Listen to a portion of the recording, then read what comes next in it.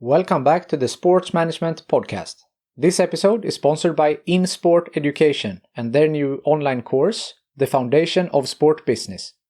With course modules delivered by sport business experts at companies like the NFL, the Football Association, and Formula E, the Foundations of Sport Business course equips you with everything you need to know to get on or accelerate your career in sport. And for you listeners, I have a great deal. With the code Sports Management Podcast 10, you will get 10% off the course price. Click the link in the description below and sign up to the course today. Now, let's kick off the episode. Welcome to Sports Management Podcast, where you will hear interesting sports management professionals share their stories, experiences, and passion for the sports management industry. I am your host, Marcus Philipsson.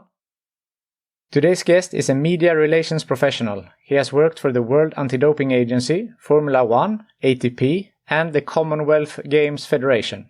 His track record has led to him becoming a leading communicator in international sports. Today he runs his own company, Nichols Communications, and hosts his own podcast, Athletes the Other Side. Welcome to the Sports Management Podcast, Ben Nichols. Well, thanks, Marcus. Thanks very much. Great to be here. Thanks for having me on the show. So happy to talk to you. And first of all, how are you doing? Doing very well. I'm here in the UK. We, as every conversation these days seems to turn to pandemic, we're doing pretty well here coming out of it. Vaccination rollout going well, so the restrictions are being eased. There's starting to become a bit more life and activity, a bit more normality. So I think, like everyone, I'm enjoying these changing times and looking forward to things getting back to a bit more what we know as normal. So do I.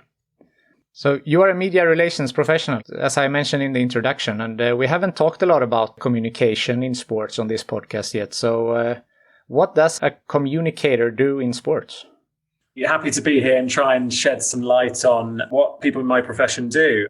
I suppose in a broad sense, what communicators in sport do is we tell stories. So we are there to work with, if you take my example, organizations or athletes, brands that might sponsor sports events or sports properties, leaders, CEOs, a whole range of different nations and entities to tell their stories, to make them resonate with their audiences, whether it's the public and fans, whether it's other business professionals, whether it's fellow athletes, whoever they might be trying to reach. It's about telling stories. And doing that is really about always thinking individually about who you're representing, who you're working with, and thinking about what might be of interest to those they're trying to reach. So what are the unique things that make them stand out? What would make me pick up a magazine and read about them, or listen into a podcast and hear about them, or just want to kind of engage in some way? I think the important thing with kind of my profession is, you don't want to sort of conform to, okay, if I've done this in one piece of work or communicated in this way, it's the same for another client, or it's the same for someone else I work with. Everyone is individual. We all have our unique stories. So how can we tell those stories in the best way possible? So I think it's, like I said, it's about telling stories. It's about listening. It's about understanding what the way the world is going, how things are changing, and how people want to consume news as well. You're running now your own company, Nichols Communications. What more exactly are you helping your clients with? Sure. So at a practical level, it ranges from everything such as media relations. So that's working between the client and the media and journalists to try and get them interested in certain topics and stories we're trying to tell. And that kind of even more practical, that involves, organizing interviews. It involves writing, and a lot of people in my profession are aware of writing press releases or statements, trying to get messages out there to the media that then goes on and carries on to the public or the audience you're trying to reach. It involves more strategic communications. So that's thinking about the client I might be working with. What's their business strategy? What's their goal and ambition as a company?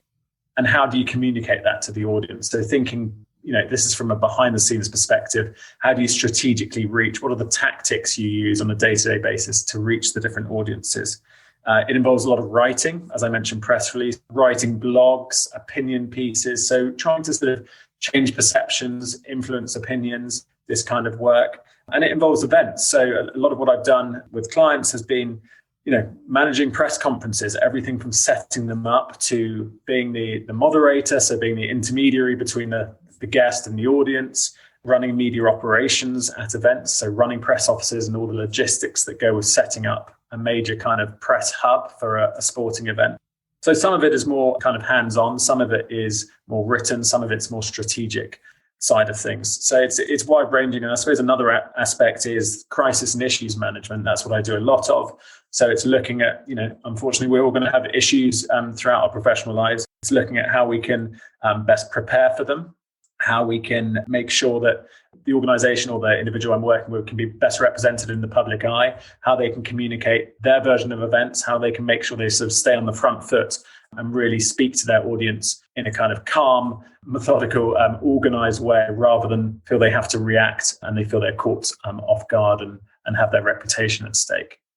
That's very interesting. And crisis management is important in, I think, all fields. But what you mentioned there with press releases and press conferences, I mean, you are representing companies that might be selling a product or a service. And if no one knows about it, then it's useless. So, I mean, your job is so important that may be forgotten at times. Yeah, I think so. I mean, I think the most important thing is, you want to be able to, in the work I take on, I want to be able to believe in what it is I'm communicating.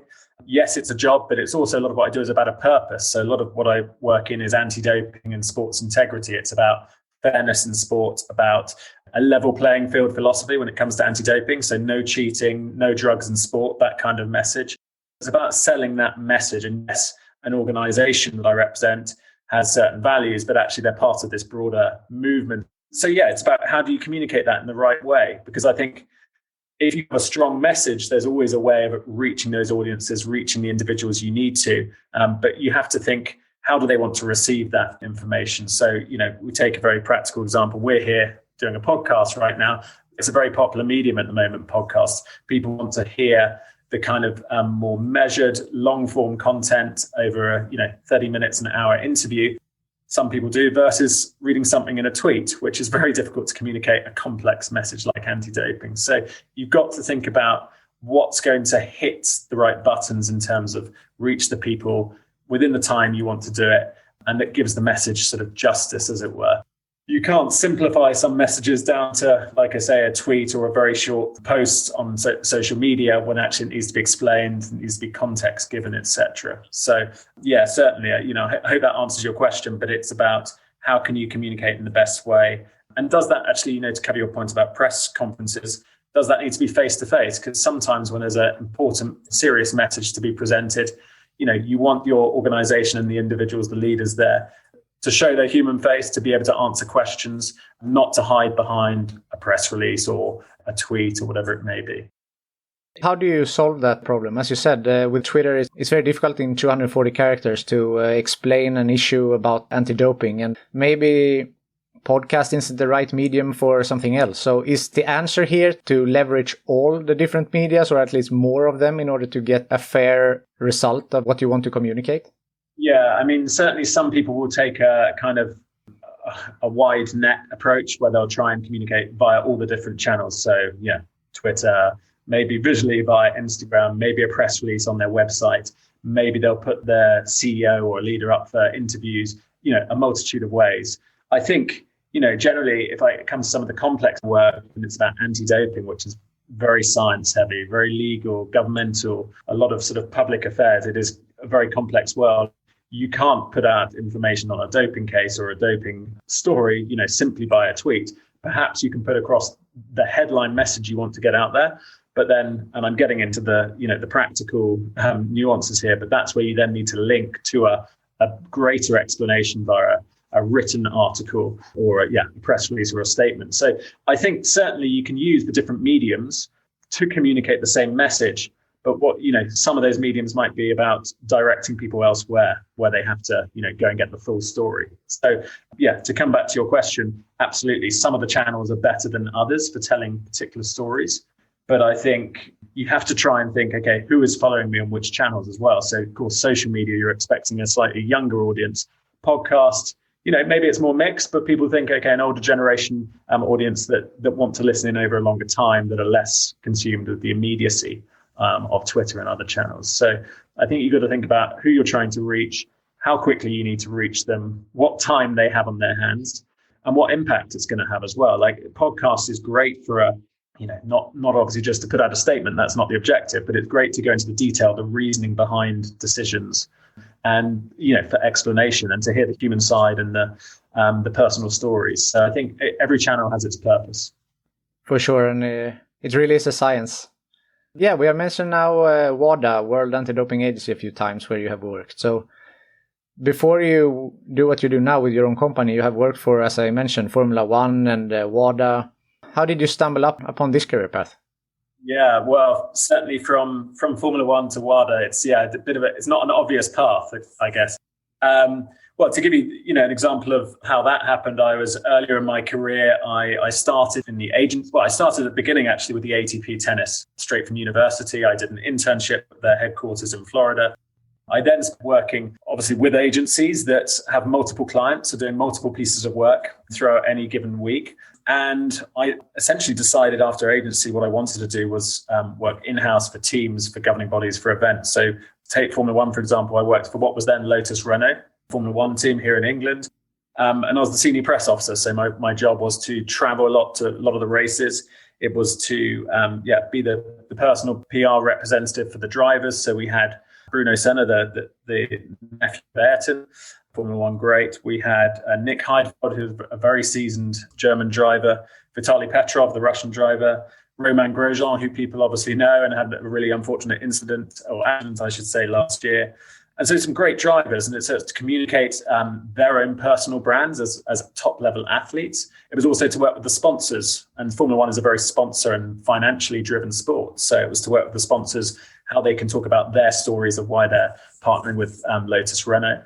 And it was to communicate and talk about the leadership team, the top engineers, the CEO, the team director, etc. So it's really to present the whole brand, and it was a brand. Yes, it was a motorsport team, but it was also a company. Promote them to the motorsport media and to the wider business media and public as well.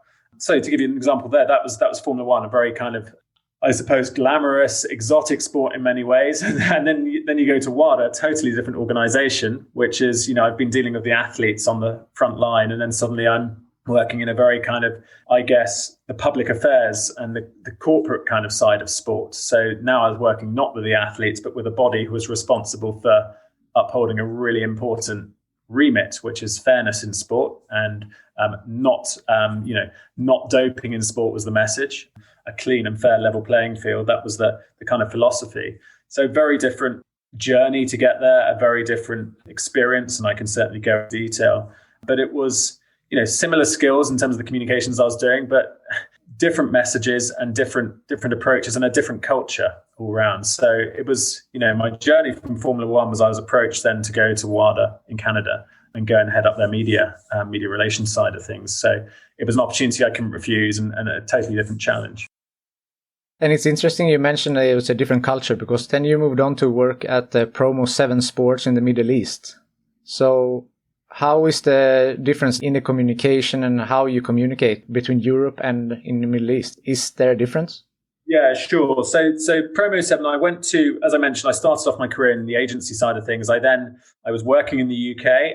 I took a decision at a point in time to, this was back in 2007. I quit my job, which is, I think we can all look at points in our career where we made mistakes. That wasn't, in hindsight, that wasn't the best decision to do at the time. I wanted to do some work in journalism as well. I did some work sub-editing for some of the newspapers here in England, the Times, Sunday Times.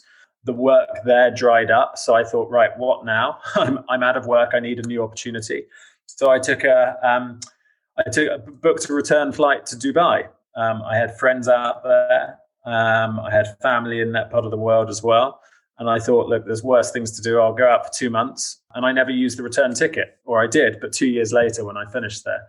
So I went out with huge kind of an open book, great ambition, but no expectations. I went to some interviews, and then I got a great opportunity to work for Promo 7, which was, essentially the leading sports marketing company in the UAE at the time, and ran the top projects. It ran all of the Emirates sponsored sports events, so the Dubai Rugby Sevens, the World Cup Sevens, cricket, football, all sorts of events for Emirates. And they ran the Dubai Tennis Championships. So I had a role where I wore different hats. I worked some of the time on the Rugby Sevens for Emirates, running the press office, the the media side of that major sports event, and it is a major sports event in Dubai. I had nations for the Dubai tennis, and that was ATP men's and it was WTA women's. And that was a huge responsibility. And I was, pretty young back then. I was in early mid-20s, great responsibility. That's something, to answer your question about how it was different. Culturally, I wouldn't have got that chance in the UK or another kind of established market, the US, European countries, I don't think, at that point in my career. In Dubai, it was much more kind of formative in the way sports marketing was working out there. It was the early years. It was a young industry. It's come on a lot since, but it meant you got opportunities. People would take a risk and say, go on, we want you to go and try this, and we want you to build your experience. You're the best person for the job, or perhaps you're the only person for the job, but go and do it. So, I think we have those moments in our career when people give us a chance, and that was one of those. And it was so culturally very much more a kind of daredevil, more a risk-taking, more a sort of trial and error culture, I suppose. We tried things. There weren't routine ways of doing things. It was all about figuring it out yourself, and there wasn't so much hand-holding.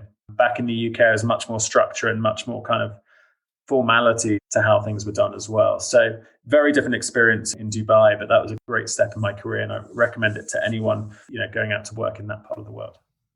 It seems very interesting, and maybe you were lucky that it was a new market. As you said, that gave you the opportunities, and also maybe you got a little more responsibilities because they hadn't yet built a framework, and that gave you an opportunity to grow in that role.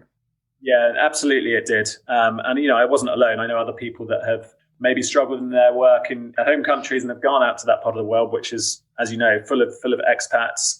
Lots of Westerners go out and work there, and they get opportunities they wouldn't back home because it's a different market, because there were fewer people going for those jobs. There was less structure around how the sports events back then were run. So people were trying things out for the first time. People were attempting things. There was, I guess, less competition as well. I'll give you an example. So the Dubai Rugby 7, it is a major sports event in that country. And it was the first year at this new stadium they built in the desert for the Rugby 7s. So not only were we delivering a major sports event, we're essentially building a stadium and building all the infrastructure, the framework, in the middle of a desert, a totally new kind of setup. So huge logistical challenges. The day before, the day of the event, they were still painting the walls. It was very much pulling it all together at the last minute. But there was kind of real will and enthusiasm to make it work without, I guess, the kind of the restrictions and like I said, the formality and the structure that we had back in the UK when, things might have been much more kind of organized and there were more teams and companies delivering it.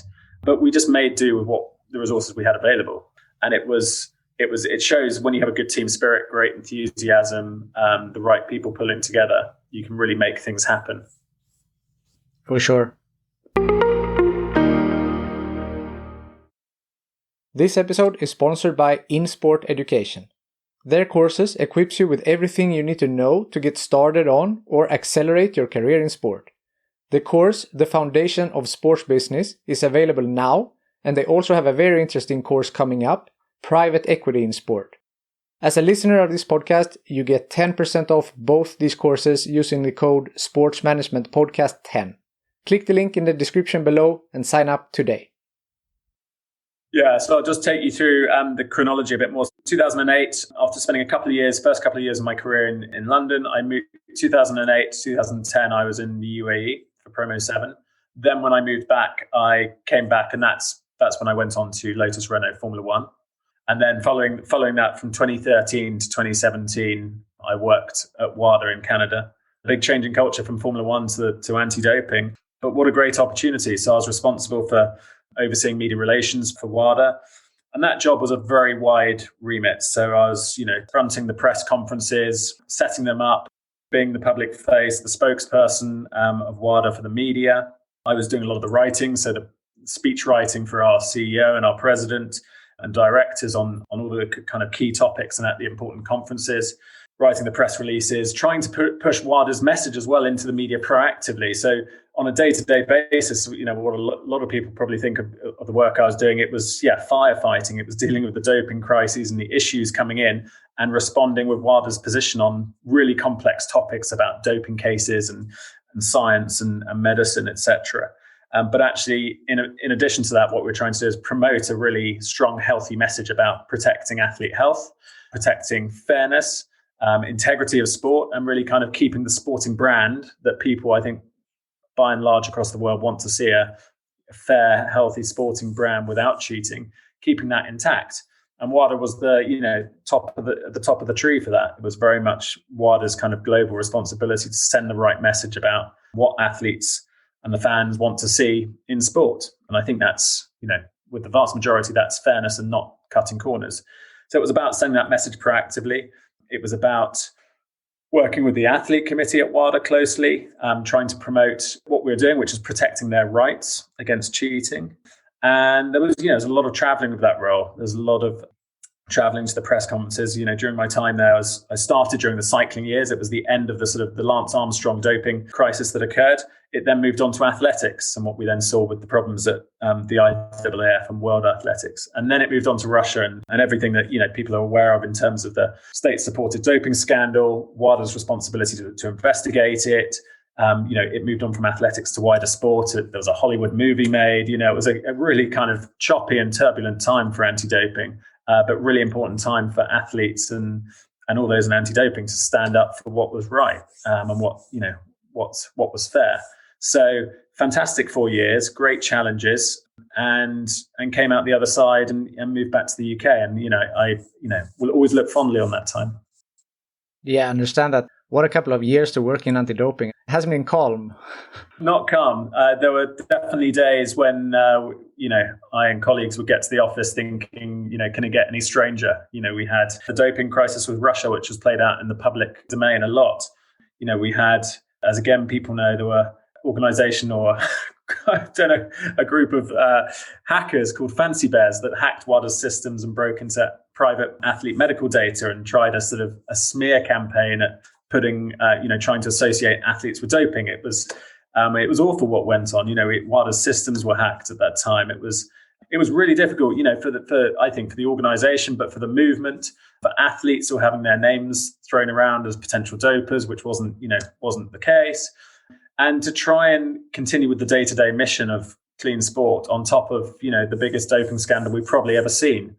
And how, an organization like WADA and the other bodies that had authority to do so should manage that. Because there was big, fracture and division in terms of those that, wanted strong action against a country cheating the system and those that didn't so much. So it was testing, I think, for the movement in the industry about how to handle something like this, because it was the first time we'd seen it, certainly during since WADA was born in 1999.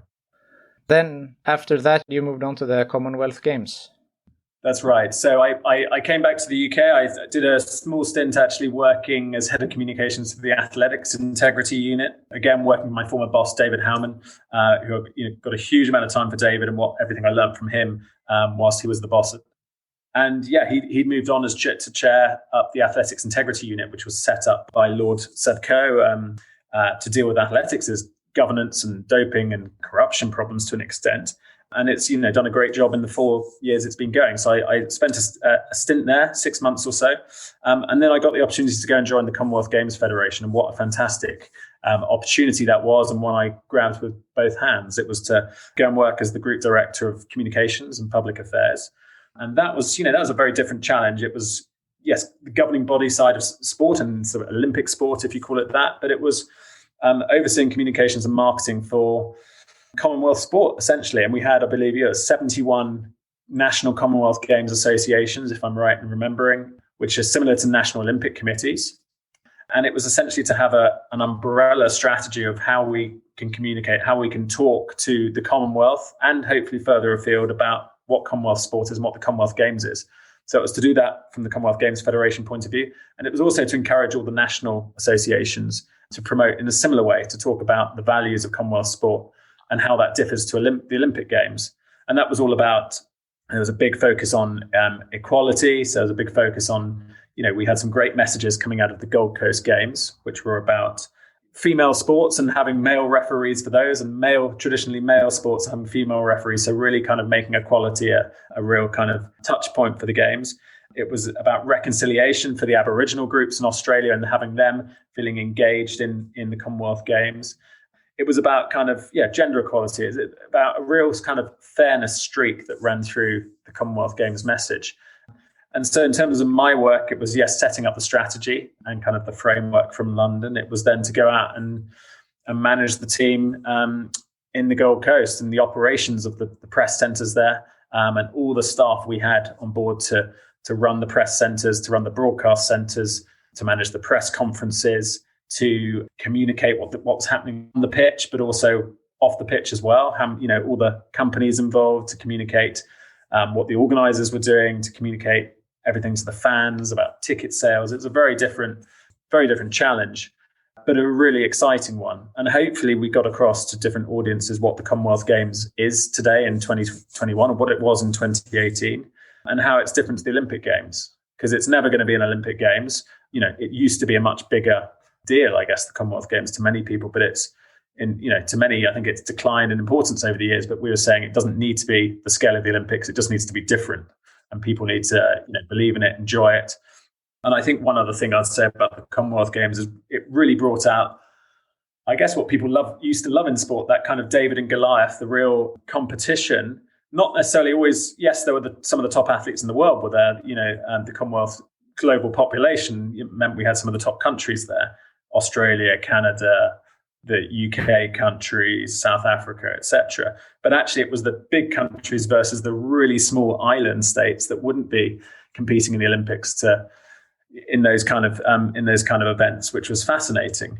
And it was those kind of extremes that made it really, really exciting, and that made it relate to people, because they loved watching an Australia take on a Samoa or a small island state of thousands of people, not millions. So those are the stories that we tried to tell and to separate the Commonwealth Games from the Olympics. Yeah, and that's what makes it unique and interesting, that it's not a copy of the Olympics. It's something different. Yeah, exactly right. We have talked about your career, and you have worked in, as we have talked about, it's a long career in many different parts of the world. If there is someone listening that they want to get into the media relations profession in sports, what would be your advice for a young person with these aspirations? What would be my advice? Well, I think there's no textbook of go and do this degree, go and do your apprenticeship, go whatever it may be, more of a structured path. I think for my career, I know I have lots of contemporaries and colleagues who've had great careers, but they have a totally different path than I've had. And I think what that tells me is everyone is an individual and will have their different opportunities when doors open. It's whether you walk through them and go for the opportunities, or whether whether you're a risk taker, whether you always think something better will come along. Actually, it might not. So I think it's about taking opportunities and trying things. For me, my advice would be, similar to what I did when I was in my teens and finishing off school. I then started working in some of the sports press offices, mainly in tennis, which was my favorite and kind of the sport I grew up with. So that was going to work at Wimbledon, what was then the Queen's Tennis Tournament, the Stella Artois Championships, it was called, the British Formula One Grand Prix, working in the press offices.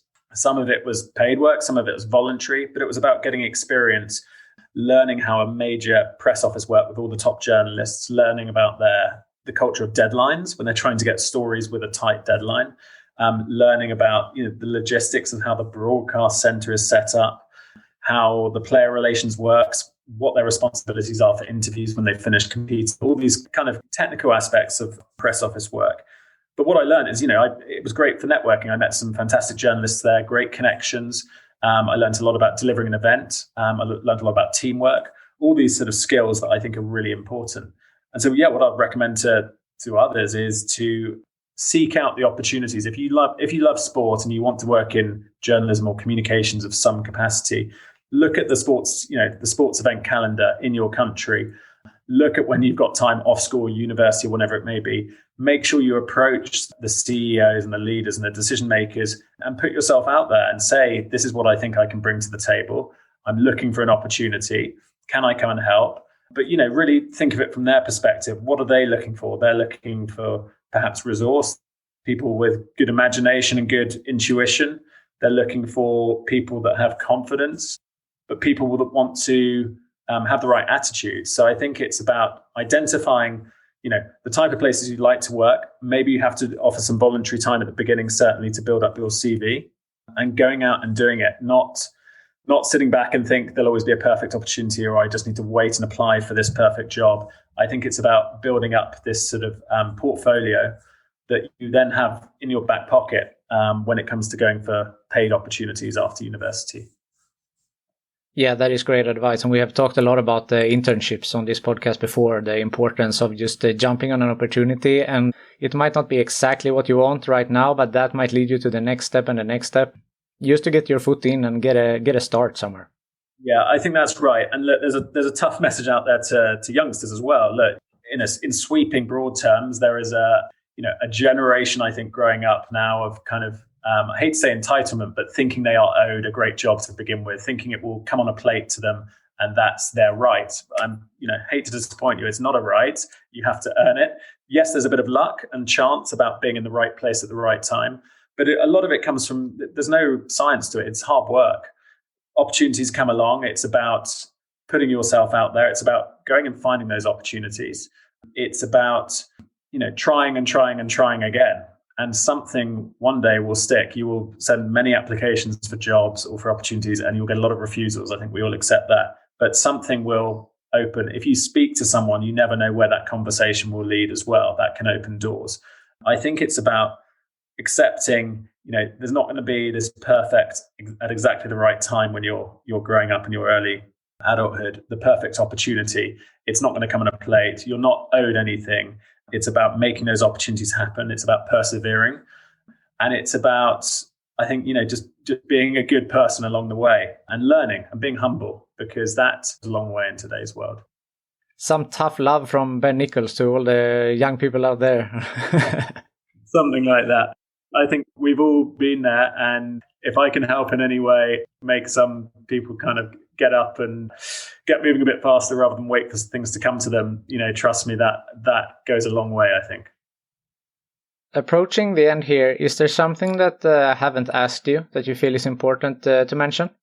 Well, I think just on the advice I would give people coming up through the industry, I think there's a lot of, how do I put it? In business today, I think to an extent, there's a lack of risk-taking compared to perhaps what they used to be. I know that's a broad term because it depends on the sector and what you're required to do. But I am a big fan of entrepreneurialism. I'm a big fan of people creating things, coming up with ideas, but seeing them through and having a go at things. Because you'll hear from a lot of entrepreneurs, won't you? They've had so many knocks along the way, but that makes them stronger people. I think what I would say, as that relates to the communications and sports profession, is you don't need to conform to this is the way you must do something and you will have a successful career, tick. It just doesn't work like that. I think what I would say is create your own brand to an extent. Be confident in the person you are. Don't try and be something you're not, someone you're not. Play on your strengths, know what your strengths are, speak to people, ask how they see you, what they think you're good at, where they think you can improve, and create that brand and be confident about it. So whether that means, and when I say create a brand, I mean, whether that means if you're a good writer, start writing some pieces, submitting them to places, set up your own website and publish them yourself, build an audience, create things that, essentially add again to that kind of back pocket portfolio that you build up. And I think if you create that brand, you are then showing, okay, this is who I am. This is what I'm projecting as a professional person in this industry. You see what I mean? You're not looking for a perfect opportunity saying, I might fit that. Actually, what you want to create is, this is who I am. This is why I'm employable. And almost, make yourself attractive to employers to come to you. That's what you want to get to, is where they think this is a really interesting person. They do interesting things. They use skills.